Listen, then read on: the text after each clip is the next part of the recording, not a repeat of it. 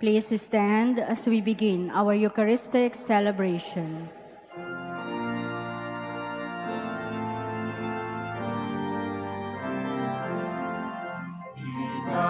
Immaculate Mother, to you do we plead, to ask God our Father for help in our need. Ave, Ave, Ave Maria. Ave, Ave, Ave Maria.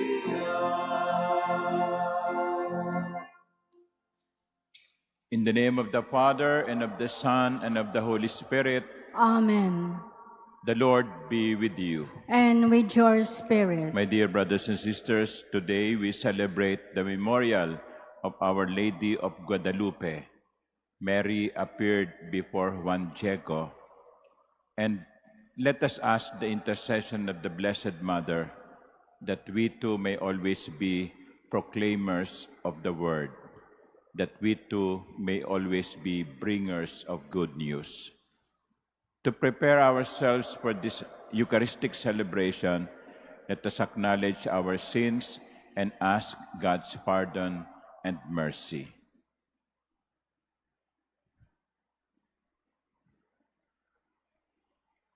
I confess to Almighty God And to you, my brothers and sisters, that I have greatly sinned in my thoughts and in my words, in what I have done and in what I have failed to do. Through my fault, through my fault, through my most grievous fault. Therefore I ask Blessed Mary, ever Virgin, all the angels and saints, and you, my brothers and sisters, to pray for me to the Lord our God. May Almighty God have mercy on us, forgive us our sins, and bring us to everlasting life. Amen. Lord, have mercy. Lord, have mercy. Christ, have mercy. Christ, have mercy. Lord, have mercy. Lord, have mercy. Let us pray.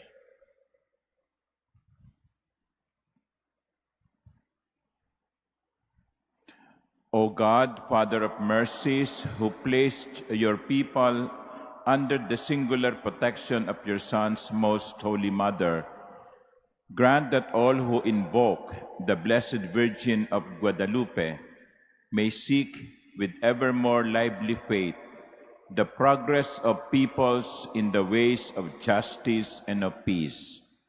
Through our Lord Jesus Christ, your Son, who lives and reigns with you in the unity of the Holy Spirit, God, forever and ever. Amen. Please be seated.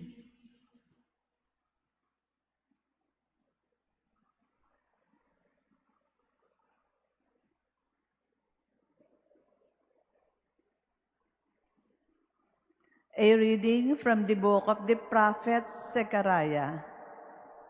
Sing and rejoice, O daughters Zion. See, I am coming to dwell among you, says the Lord. Many nations shall join themselves to the Lord on that day, and they shall be his people, and he will dwell among you. And you shall know that the Lord of hosts has sent me to you. The Lord will possess Judah as his portion in the Holy Land, and he will again choose Jerusalem. Silence all mankind in the presence of the Lord, for he steers forth from his holy dwelling. The word of the Lord. Thanks be to God. You are the highest honor of our race. You are the highest honor of our race. Blessed are you, daughter, by the Most High, above all the women on earth. And blessed be the Lord God, the Creator of heaven and earth. You are the highest honor of our race. Your deed of hope will never be forgotten by those who tell of the might of God. You are the highest honor of our race. Please stand.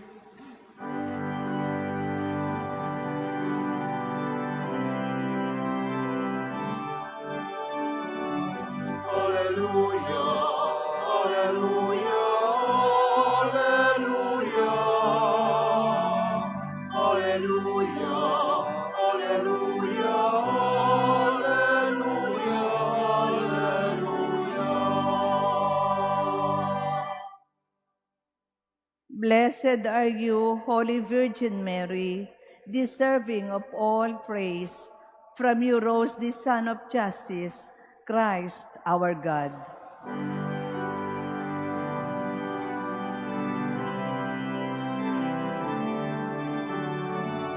Alleluia, alleluia, alleluia.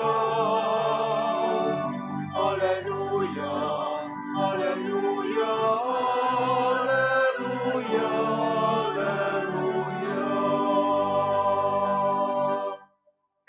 The Lord be with you. And with your spirit. A reading from the Holy Gospel according to Luke. Glory to you, O Lord. Mary set out and traveled to the hill country in haste to a town of Judah, where she entered the house of Zechariah and greeted Elizabeth.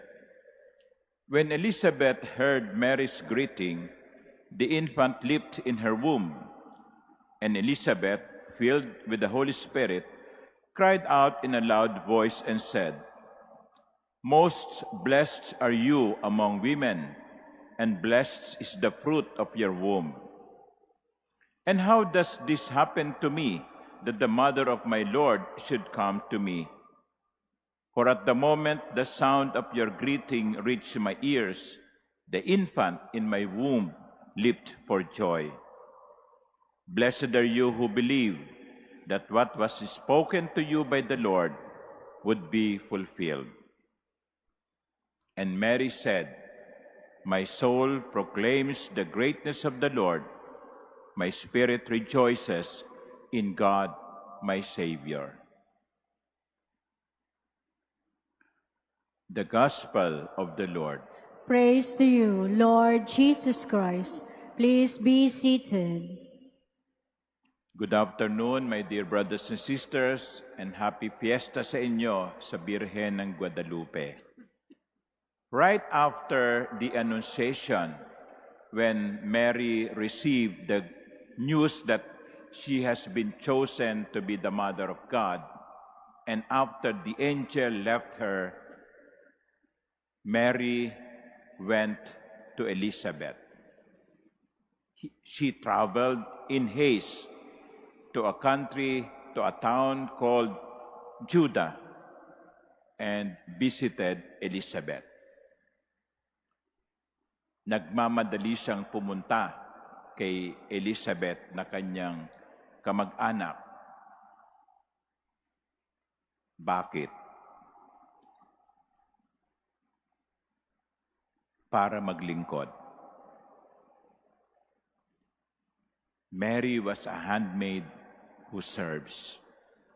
And that is the first reminder of our gospel.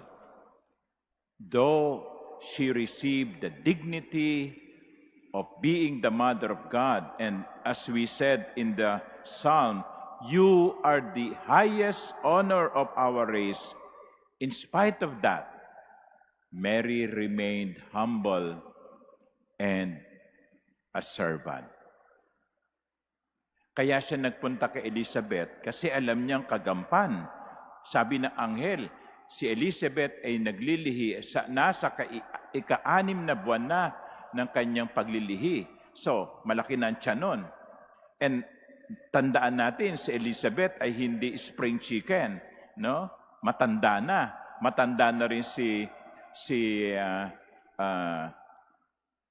Zechariah, ang kanyang asawa. Siguro wala silang kasambahay.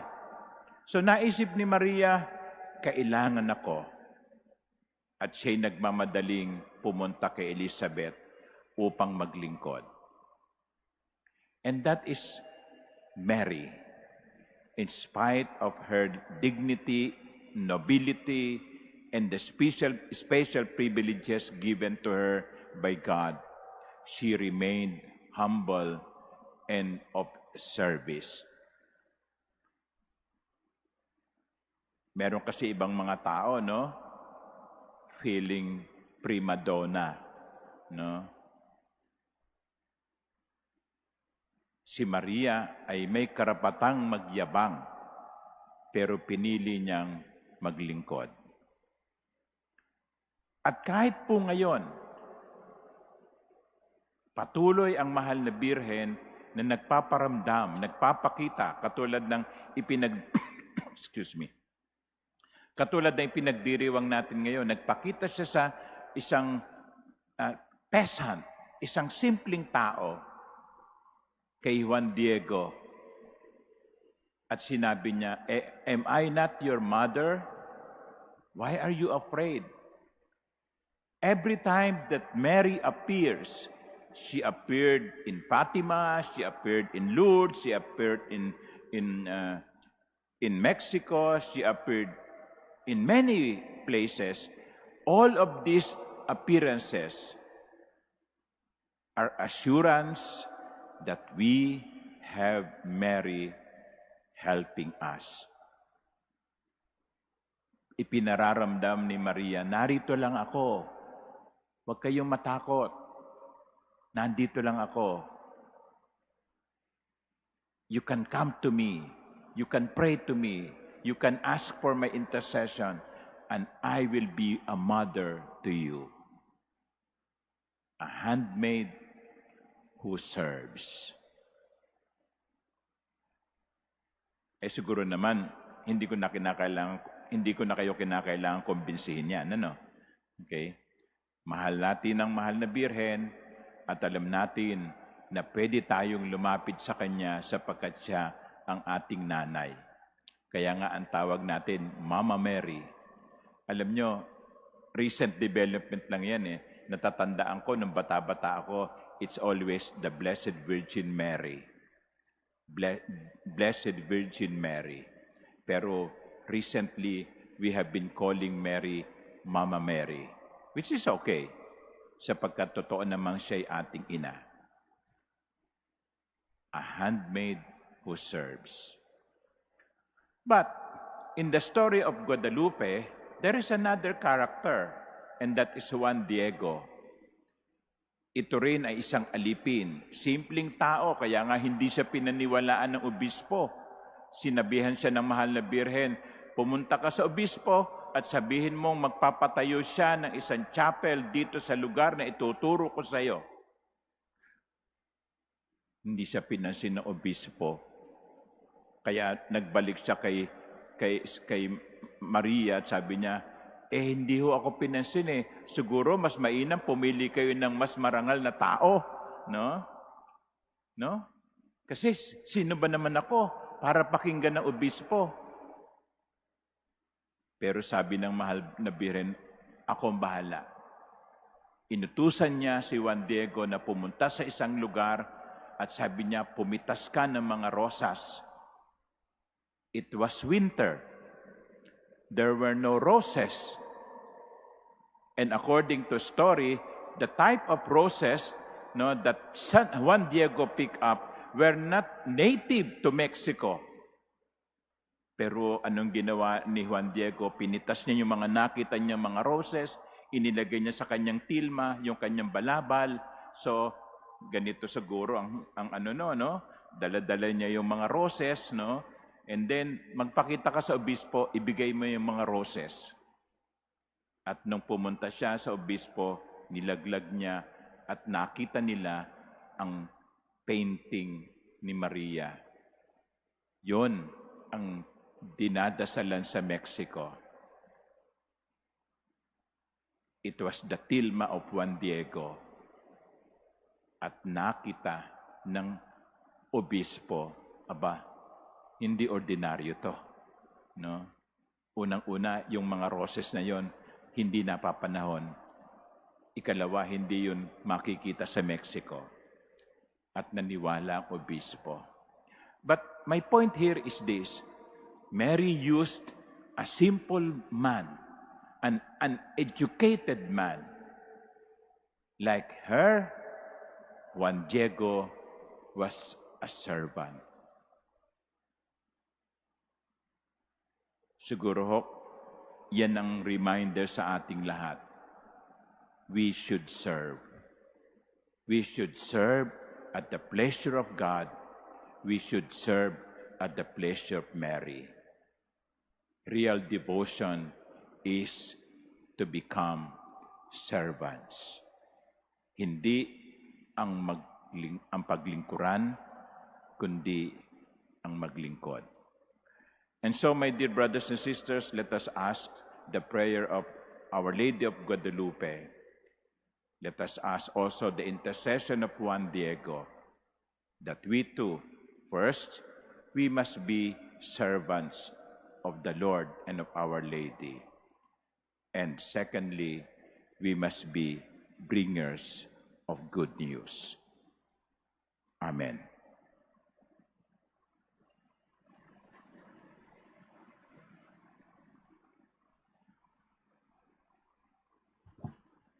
Please stand. In faith, we now make our petitions to the Father, whose concern is that all people accept His invitation to the banquet of eternal life in heaven. To every petition, our response would be, Lord, draw us to you. Lord, draw us to you. That the leaders of the church may continue to call people to turn away from sinful ways, let us pray to the Lord. Lord, draw us to you. That men and women who are entrusted with authority may make justice flourish in our time. Let us pray to the Lord. Lord, draw us to you. That the poor and the downhearted may hear the good news of salvation. Let us pray to the Lord. Lord, draw us to you. That we may hold on to what is good and avoid every form of evil. Let us pray to the Lord. Lord, draw us to you. That the faithful departed may see the salvation of God in His kingdom. Let us pray to the Lord. Lord, draw us to you. Father, in your love, listen to our prayers and make us like Mary and Juan Diego, who are servants. And through us, we may be the givers of blessings that we receive. We ask this through Christ our Lord. Amen. Please be seated.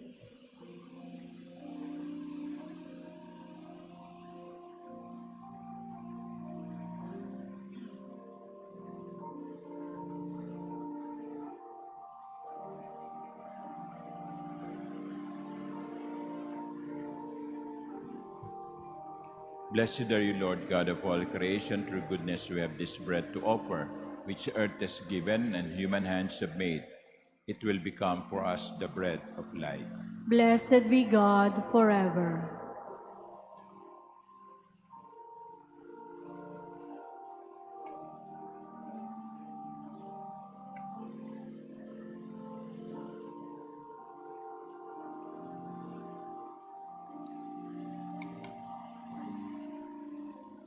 Blessed are you, Lord God of all creation. Through goodness we have this wine to offer, fruit of the vine and work of human hands. It will become our spiritual drink.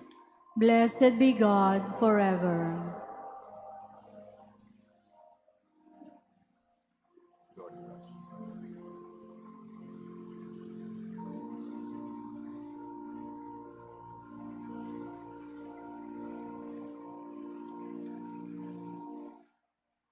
Please stand.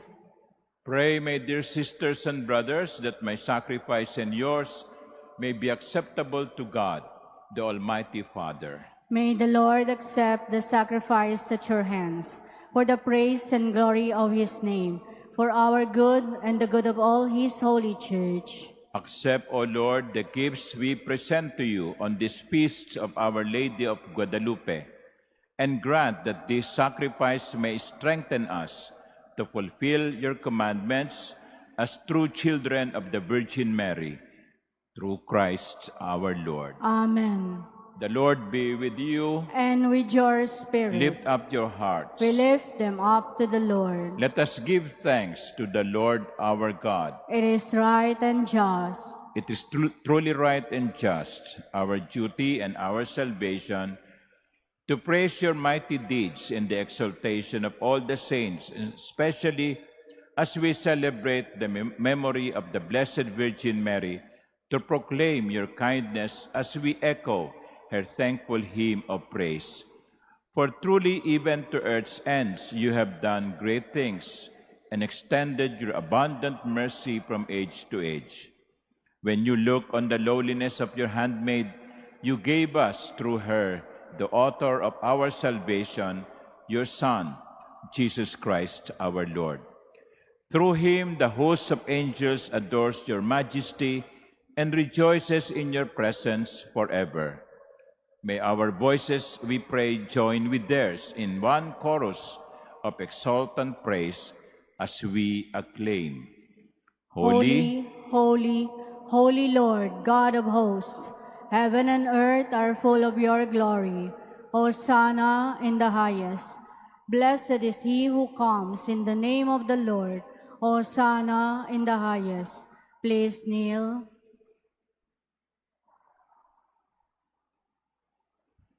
You are indeed holy, O Lord, the fount of all holiness. Make holy, therefore, these gifts, we pray, by sending down your Spirit upon them like the dewfall, so that they may become for us the body and blood of our Lord Jesus Christ.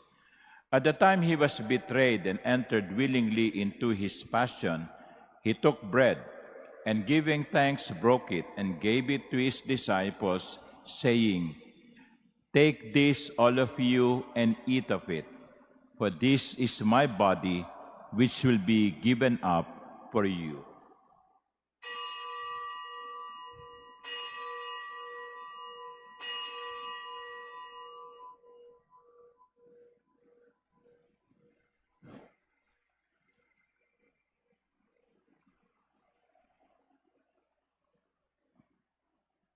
In a similar way, when supper was ended, he took the chalice, and once more giving thanks, he gave it to his disciples, saying, "Take this, all of you, and drink from it.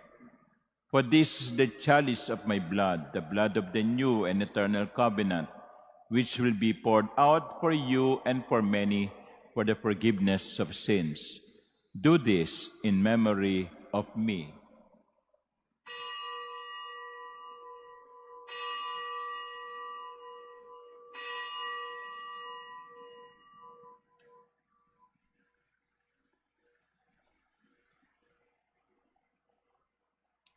Please stand. The mystery of faith. When we eat this bread and drink this cup, we proclaim your death, O Lord, until you come again. Therefore, as we celebrate the memorial of his death and resurrection, we offer you, Lord, the bread of life and the chalice of salvation, giving thanks that you have held us worthy to be in your presence and minister to you. Humbly we pray that partaking of the body and blood of Christ, we may be gathered into one by the Holy Spirit. Remember, Lord, your church is spread throughout the world, and bring her to the fullness of charity, together with Francis, our Pope, and Jose, our Bishop, and all the clergy. Remember also our brothers and sisters who have fallen asleep in the hope of the resurrection, and all who have died in your mercy. Welcome them into the light of your face.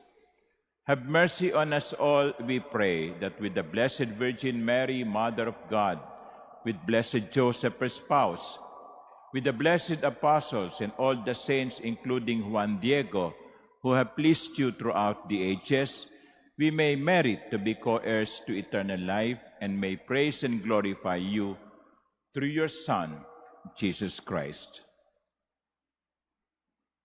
Through him and with him and in him, O God, Almighty Father, in the unity of the Holy Spirit, all glory and honor is yours forever and ever. Amen.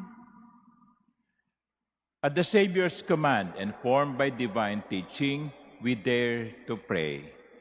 Our Father, who art in heaven, hallowed be thy name. Thy kingdom come, thy will be done, on earth as it is in heaven. Give us this day our daily bread, and forgive us our trespasses, as we forgive those who trespass against us. And lead us not into temptation, but deliver us from evil. Deliver us, Lord, we pray, from every evil. Graciously grant peace in our days, that by the help of your mercy we may be always free from sin and safe from all distress, as we await the blessed hope and the coming of our Savior, Jesus Christ. For the kingdom, the power, and the glory are yours, now and forever. Lord Jesus Christ, who said to your apostles, "Peace I leave you, my peace I give you." Look not on our many sins, but on the faith of your church, and graciously grant her peace and unity in accordance with your will, who live and reign forever and ever. Amen. The peace of the Lord be with you always. And with your spirit. Let us offer each other the sign of peace.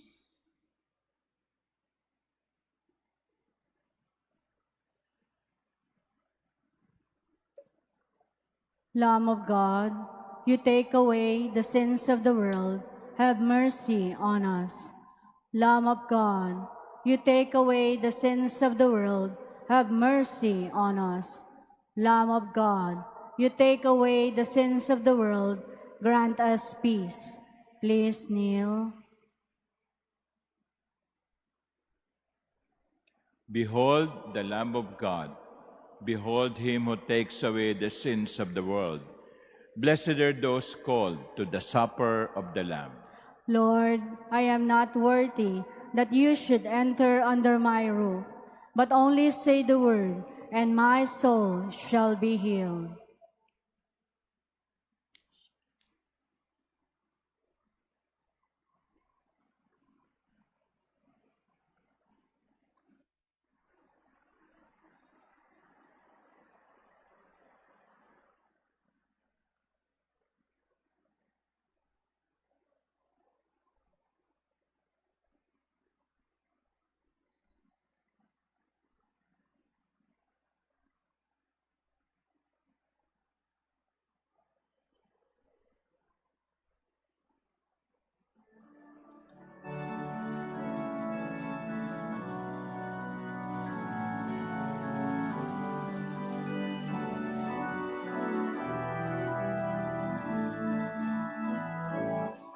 Kandilang may ilaw sa lubiang korona, pag-asa ang dulot sa mundong naghihintay. Sa pagbawi ng kaliliwan, kasalanay na ugasan, bangon buhay ang dulot, siyang saya ng Kapaskuhan. Ang balay sisinag naglapo sa puso, ituturo ang yaman, higit sa anuman. Halina, Mesiyas, magaan sa puso, ikaw ng yaman, hindi na mapandayan.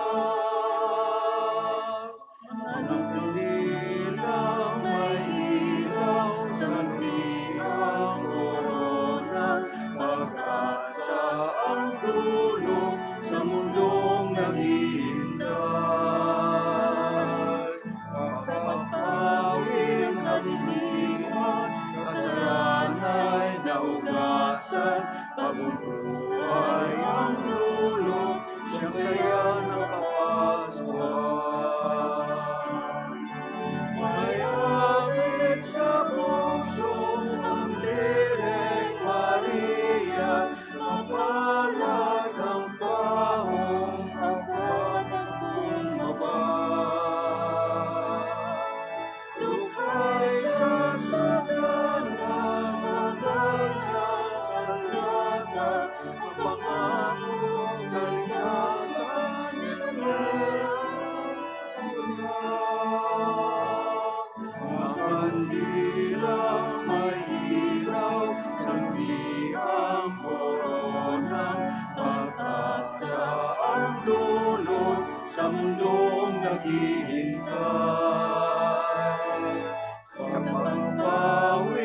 naganiman, kasalanay nahugasan, bagong buhay ang dulong, siyang saya ng kapaskuhan.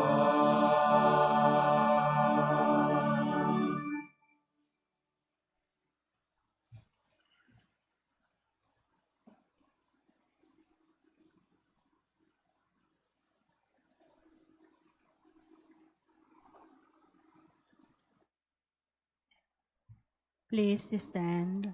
Let us pray. Lord God, may the body and blood of your Son, which we receive in this sacrament, reconcile us always in your love. And may we, who rejoice in Our Lady of Guadalupe, live united and at peace in this world until the day of the Lord dawns in glory. Through Christ our Lord. Amen. The Lord be with you. And with your spirit. And may Almighty God bless you, the Father, and the Son, and the Holy Spirit. Amen. The Eucharist has been offered. Go in the peace of Christ. Thanks be to God.